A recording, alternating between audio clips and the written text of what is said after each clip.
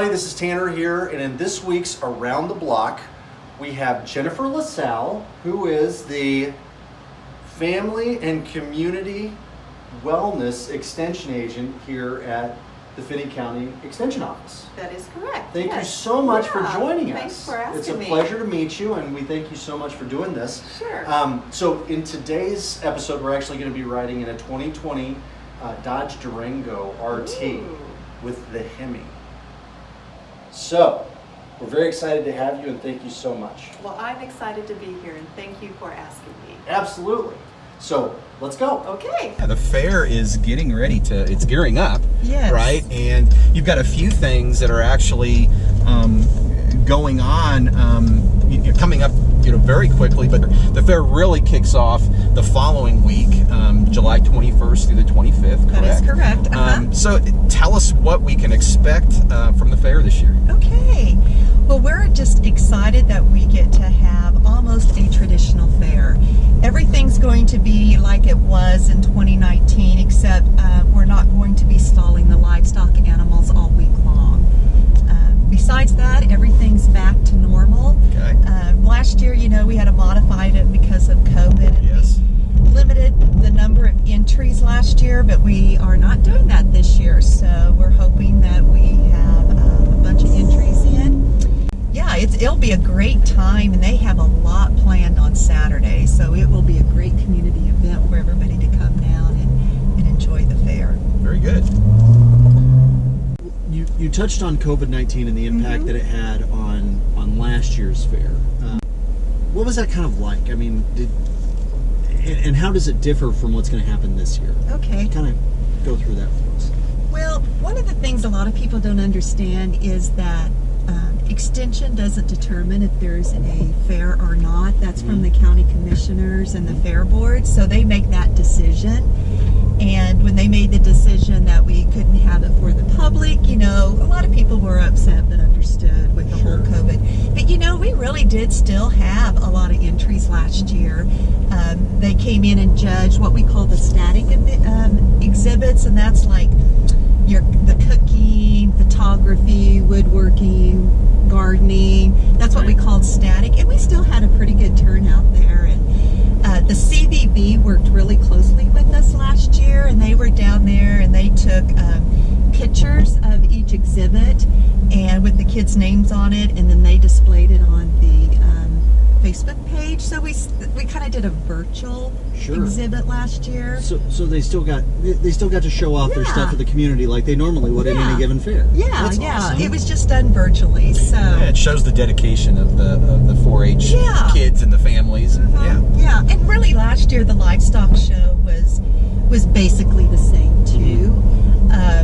It's just that not everybody could come down and watch it, but we did have the shows be shown virtually. The livestock shows were streamed virtually, so a lot of grandmas and grandpas far away that could watch it, and they're going to continue to do that again. So there were some good things that came out of it. So then what you're telling us is there's a couple of ways that you can participate, that the community can participate. Yeah, so you can either come down live, or if you can't make it, you can catch a stream. Yeah, that's awesome. Yeah, and that's where technology is wonderful. Yeah, it is. And this year we get to have a public style show. Last year we didn't get to have that, but we, took their pictures and we kind of did it virtually. But this year we get to do it for the public, and that's Friday night, the 23rd at 6:30 p.m. And then after that is the concert, Diamonds and Whiskey.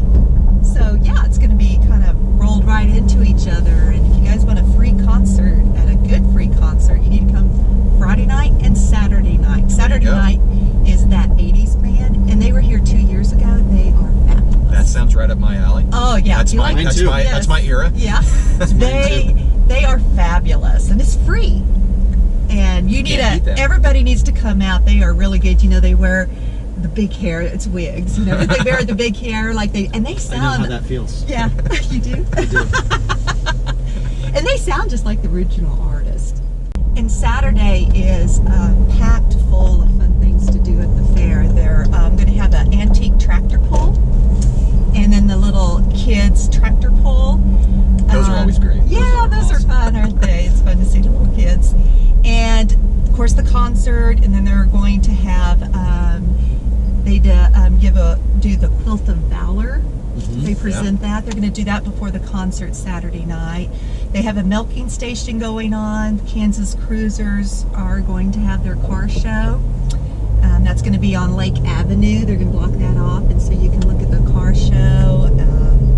They just have a lot of things. Oh, there's a barbecue contest sponsored by Farm Bureau. That's going on Saturday. Ambassadors are doing a turtle race competition we do every year. They get just the little box turtles. You know, they pay like a quarter to enter and see if their turtle wins. Right. Those are my favorite. Tractor pull, turtle race, frog jumping. All of those are the things that I love. It's fair. It's fair stuff. That's right. Yeah. That's right. You are a family and community wellness agent. Yes. Tell me about what that job entails, and tell me kind of what your role is with the fair. Okay. So when I'm not involved with the fair, my role is to educate the community about being healthy, and that might be through food safety, cooking. It's through exercise. I teach several programs. One's called Stay Healthy, Stay Strong, and it's a weight program it's supposed to be for people, senior citizens, but I've had people in their 50s come. Okay. And it's just to strength. It's a very low impact strength class. It's evidence-based that it has proven to improve people's strength and balance and flexibility. And I really enjoy teaching that class. It's a lot of fun. I think that's awesome, because a lot of times we think about things like 4-H, or we think about things that the extension's involved in. It's primarily youth focused, but I think that's indicative of how you guys really try to reach out to the rest of the community as well. Yeah, I taught school for 32 years, and so I'm still teaching, but I teach from the youth clear up to the adults, and so that's been a fun experience for me, is to be able to have that whole age gamut in teaching. And then I've also taught a class in partnership with Live Well. It's chronic disease self-management, and it's people who have chronic disease, and we just teach them how to manage it along with medication. And then I taught a class called Walk with Ease, and it's sponsored by the American Arthritis Association. Okay. Yeah. And last year was my first year teaching it, and it was so much fun. We do a little lesson, and then we go out and walk. And I actually had a success story. I had a lady, and when she first started, she could only walk for about 10 minutes. By the time we were done, she was walking for 20 minutes, and her gait was so much more stable and strong, and she's a diabetic, and her numbers had gone down. That's and fantastic. she contributed to just getting out and walking, and the little lessons that we would do before we would walk. They say walking does wonders. Yes, That's right. yes. They That's- say the setting is the new smoking. So Right. Yeah. Yes. Absolutely. We hear that all the time. Yeah. Yes. So when you're not doing your job, doing what you do, talk a little bit about what you do on your spare time. We hear you're kind of working to be a scratch golfer. Is that right? So we don't want to put this on your video, but Oh, yes, we do. I'm approaching 60. So I started a bucket list. Okay. And one of my bucket list was to learn to play golf. And I've been wanting to do that for several years. Well, my girlfriend said, let's go take these golf lessons. And I'm like, okay, I've been really wanting to do that. So at Buffalo Dunes, they do the ladies' night every Tuesday, and they have a clinic. So I've been doing the clinic. That's great. And I thought I was doing really well until I actually went out and golfed. Well, that's how it works. That's how it works. That's the game. Yeah, that's just it. That's the I game. thought, wow, I'm hitting these balls really good. And then when I went out actually on the golf course, not so good. So things looked good on the driving range. Yes. And then it was a different deal once you got on the course. Yeah. That kind of describes my golf game. Yeah. Yeah. I don't even get out on the range, so Yeah, well, I'm just terrible. I'm almost 60 and just getting out. The great thing about golf is that no matter how good or bad you are, everyone is going to hit a great shot somewhere along the way. It's what keeps you going. Yeah. It's what keeps you going in the Yeah, game. yeah. You It get might- that one good shot, you're like, I'm in. Yeah, It might I'm be hooked. by accident, but it's going to happen. And then you're going to hit 4 or 5 terrible ones. Yep, you are exactly right. Mhm. Now, before you became an extension agent, and you already mentioned this, you were a teacher. Yeah. You were in the school setting. Where did you teach, and how do you feel like how are you still using that experience in your role now? Okay, very good. I taught at the Holcomb School District, and for 24 years I was the Family and Consumer Science teacher, Okay. which plays right into my Exactly. role Right. I'm doing right now. And then I was a counselor, and then I moved down to the middle school and was a reading teacher and a part-time counselor. And so, A little bit of everything. yeah. Well, I think once you're a teacher, you're always a teacher. So that has really helped me in doing the programs that I do. We do like 6-week programs, but then I do go out and do like just short little programs too, into the schools, to 4-H clubs. I'm going to do a program Monday at the Corps for their little fitness camp that they Okay. have going on. So we do little programs like that too. So my teaching experience has helped me with that tremendously. Do you miss being in the schools? You know, I think if I wasn't doing what I was doing and still working with the youth, I would probably miss it. But no, not really. You get to still see them, Yeah, right? Just I in a do. different, in Yeah. a different environment. Yeah, and it's not very long. You don't have to worry about discipline or grading papers. Right, Or, right. There you It's all the go. good, none of the bad. Yeah, That's exactly. right. There you go. Exactly. Yeah. Now, one thing that we found even more interesting than your teaching is that you're related to Millard Fillmore. That's my name to Which- fame. So, I guess we got to hit on that. I mean, number one, how do you know? Yeah. And then second, is Millard a family name? No, Millard is not a family name. You don't see too many Millards No, around you these sure days. don't. Well, obviously, Fillmore is my maiden name, and my dad had always told us that. And then I think I was in grade school, and we had to do a little project, and so we went back to see how that was, and it's like, if I remember, it's like 4 great grandfathers, and then it was like one of my great grandfather's brother Okay. son was Millard Fillmore. Okay. Okay. So a it's, distant cousin. yeah, distance. Gotcha. But you know, But you still claim it. Yeah. You got to. Yeah. it's my name to fame. They spell it the same, and so yeah. That's I awesome. know So- he wasn't the greatest president, but Well, We're not going to tell anybody that. That's Yeah, not the. yeah. That's not the important part. The important Right. part is that you can claim it. Yeah. that's right. That's right. so we understand that you love the movie Mamma Mia. Yes. And that you're also a fan of HGTV, correct? Yes. So, a couple of quick hitters. Okay. Favorite Mamma Mia song? Dancing Queen. And can you sing it? Yeah, but you don't want me to. Oh, okay. Okay, now I wouldn't be so sure about that. I won't push. And favorite HGTV show? I really like Hometown. Okay. What is that show all about?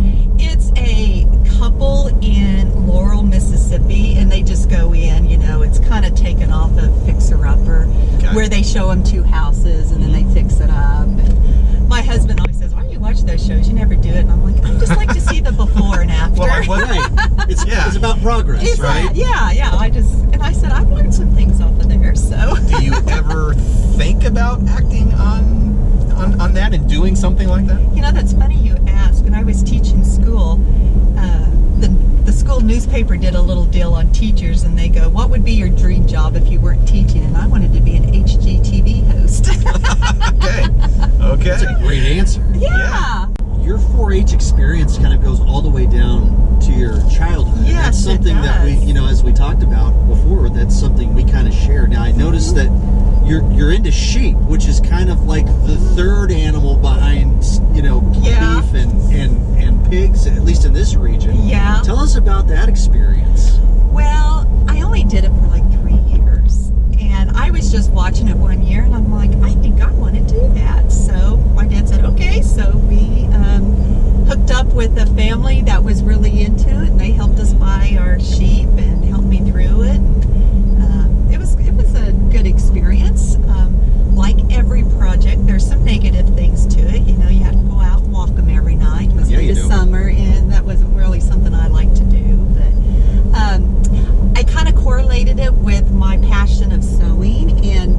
year I made a wool dress.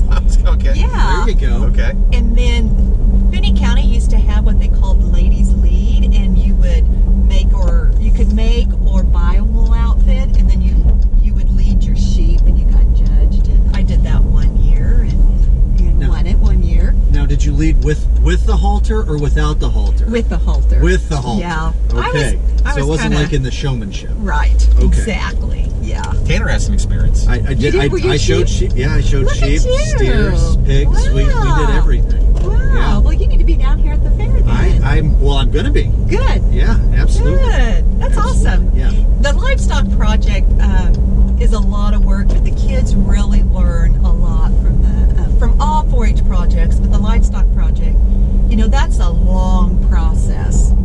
It is. It is a long process. Yeah. And the interesting thing, it's responsibility, Yes. but it's also, we're such an agriculturally centered economy out here that I think a lot of, so many kids, I think, forget where our food comes Exactly. from and That how is- difficult it is to raise our food. And certainly I have conversations, I'm sure you have conversations Yeah. with people who say that all the time. And so I think there's a lot of valuable lessons. Oh, I agree fully. Yeah. Everybody thinks 4-H is the fair And farm. and farm, right? But we have kids that are in 4-H that do not have livestock projects. I mean, I was in 4-H for a Right. long time without getting a livestock project, and 4-H helped me determine a career. I was really into the cooking and the sewing, and that's why I went into family and consumer science. But you mentioned that there's so many different avenues. I have had cousins who they love photography, Uh-huh. and they get into the photography or aeronautics, leatherworking, all of those sorts of things that exactly. you get to do, and it's really a great opportunity to kind of explore your different interests. I think. It is. It's exactly. We have a 4-H'er now that his project has been photography along with others, but he has gotten so good at it that he has started, making a little bit of money on the side. He came out and took some family pictures of my family, and he's done some weddings, and all of that started with 4-H. Yeah. So yeah. It's really an opportunity to explore your interests and explore your skills. Exactly, and find what you're good at and excel in those. Yeah. Or just try something new. Exactly. Which yeah. is, there's no negatives associated with it. I mean, it's sort of a fail-free, safe environment. Exactly. Yeah. Yeah. What's your favorite part of the fair experience? Well, I like all of the fair. I think the thing that I really like is watching the kids' expressions when they get their ribbon and the joy you see in their face that, wow, look what I did, and I did so well, and the accomplishment they get from it. Of course, my favorite thing is the fashion review, because that's what I did when I was in 4-H. My sister did it, and Yeah. it was awesome. Yeah, so that's probably my favorite, but I like all the fairs, so it's a long week, but it's a great week. Well, we're back here at the Finney County Extension Office. Our ride is over, and it was so enjoyable visiting with you. It really Well, was. thank you. It was so enjoyable to visit with you guys, and thanks for thinking of us. We Well, try sure. to do everything we can to get the word out. So Well, I mean, absolutely. it's fair time, so Yeah. it made sense to bring you along and learn what we can expect from the fair this year. Well, thank you so much. We appreciate that. Yeah. So, as our thank you to you, we found out that you have a bit of a sweet tooth for M&Ms. Yes, I do. So, thank you so much. There's your parting gift from us. Oh, my favorite. Thank you. Fair is coming up later this month. Go out and check it out and enjoy.